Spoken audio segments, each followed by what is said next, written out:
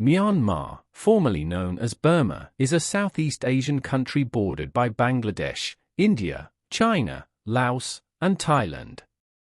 Nestled between the Bay of Bengal and the Andaman Sea, it boasts a rich tapestry of cultures and ethnic groups. Among these groups are the Rohingya, a predominantly Muslim minority primarily residing in the Rakhine State, a coastal region in western Myanmar. The Rohingya have deep historical ties to this area, with roots stretching back centuries. Despite their long-standing presence, they have faced systemic discrimination and have been denied recognition as an official ethnic group by the Myanmar government, barring them from citizenship, denying them basic rights that other Myanmar citizens would enjoy. This discrimination has culminated in a full-blown genocide against the Rohingya, including mass rapes and mass slaughtering by Buddhist militias and the Tatmadaw, which is the Myanmar military, and this has resulted in one of the largest refugee crises in the world and causing neighboring Bangladesh to have to build the largest refugee camp in the world. Historically, the Rohingya were recognized as an ethnic minority and even held political representation. However, the political landscape in Myanmar shifted dramatically with the rise of ethnic nationalism, particularly among the Buddhist majority. This nationalism, coupled with the military's long-standing influence in Myanmar's politics, fueled hostility towards the Rohingya. Tensions escalated in October 2016 when the Arakan Rohingya Salvation Army (ARSA) launched attacks on military posts along the Bangladesh-Myanmar border, which left 9 border officers and 4 soldiers dead. In retaliation, the Myanmar military, known as the Tatmadaw, launched a large-scale clearance operation targeting Rohingya villages. Reports from various international organizations and human rights groups indicate that these operations were marked by extreme violence and widespread human rights abuses. The military's actions included mass killings, widespread rape, and the burning of villages, which the United Nations and other international bodies have described as bearing the hallmarks of genocide and ethnic cleansing. The Myanmar government justified its actions as a necessary response to terrorism, portraying ARSA as a significant threat to national security. However, the scale and nature of the military's response suggest a deliberate and systematic campaign to drive the Rohingya out of Myanmar. Satellite images confirmed the destruction of hundreds of villages, and testimonies from survivors highlighted the indiscriminate violence and brutality inflicted on the civilian population. Furthermore, the government imposed severe restrictions on access to the affected areas, preventing independent observers, journalists, and humanitarian aid organizations from assessing the situation and providing much-needed assistance. This lack of transparency further exacerbated the crisis and hindered efforts to document human rights violations and hold perpetrators accountable. The government's narrative framed the Rohingya as illegal immigrants from Bangladesh, denying them citizenship and labeling them as Bengalis. This rhetoric, combined with the harsh military actions, aimed to dehumanize the Rohingya and justify their expulsion from the country. The international community has condemned Myanmar's response to the ARSA attacks, calling for accountability and an end to the violence. Despite these calls, Myanmar's government has largely denied the allegations of ethnic cleansing and genocide, maintaining its stance on the necessity of the military operations against what it deems terrorist threats.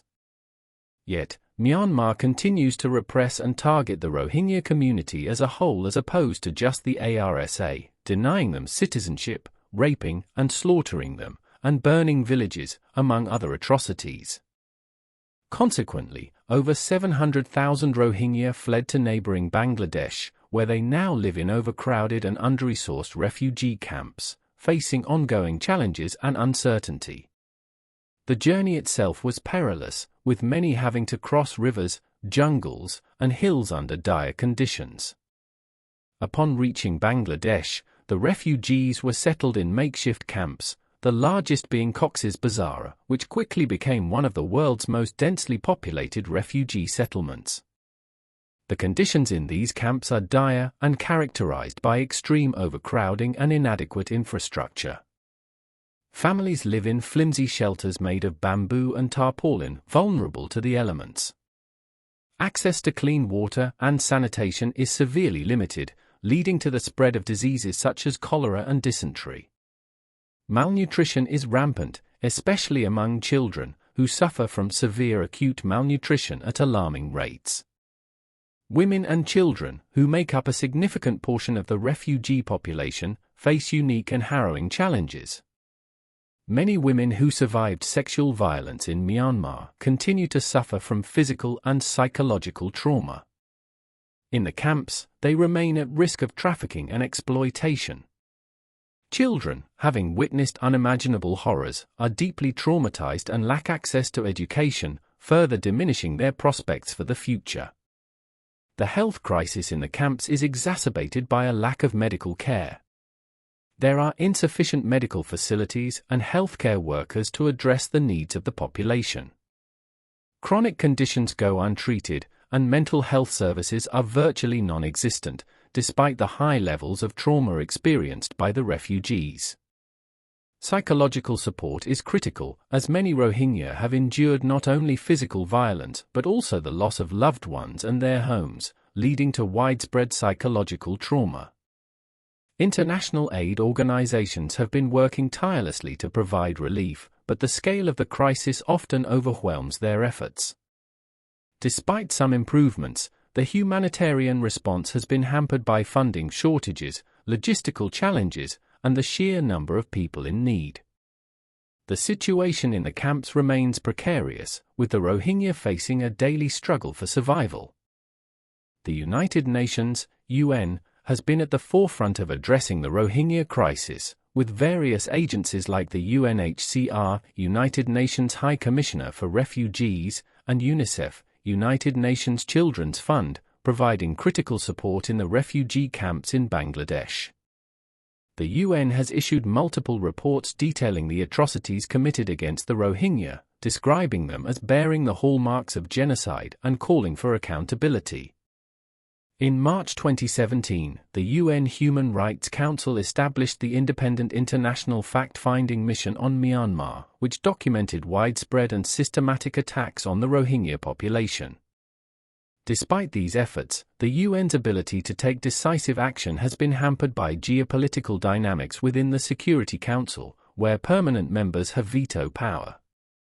Due to China's strategic interests in Myanmar, it blocks stronger measures at the UN Security Council, such as comprehensive sanctions or an arms embargo.